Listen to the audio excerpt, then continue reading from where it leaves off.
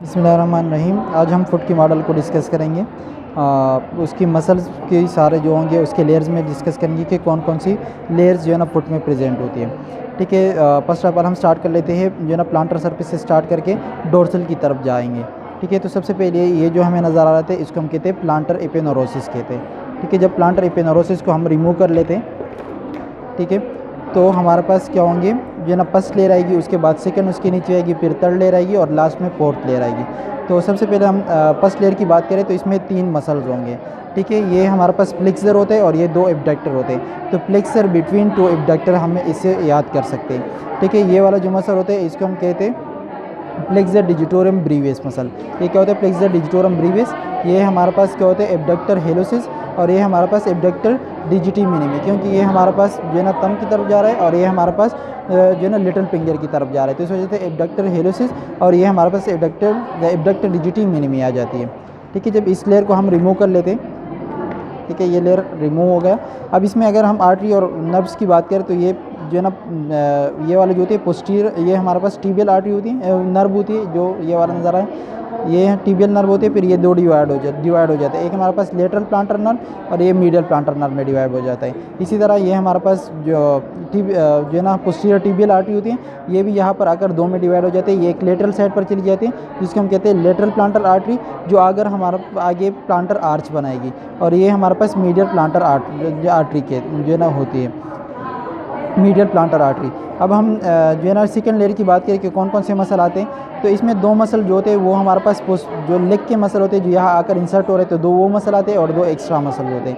ये वाला जो नज़र आ रहा है इसमें जो हमारे पास टेंडन नज़र आ रहे होते हैं तो इसको हम कहते हैं फ्लेक्सर डिजिटोरम जो है ना लांगस कहते हैं, फ्लेक्सर डिजिटोरम लांगस कहते हैं। और ये वाला जो मसल आ रहा है ये एक जो टेंडन आकर आगे की तरफ थंब की तरफ जा रहा है तो इसको हम कहते हैं जो है ना फ्लेक्सर हेलोसिस लांगस, फ्लेक्सर डिजिटोरम लांगस, फ्लेक्सर हेलोसिस लांगस।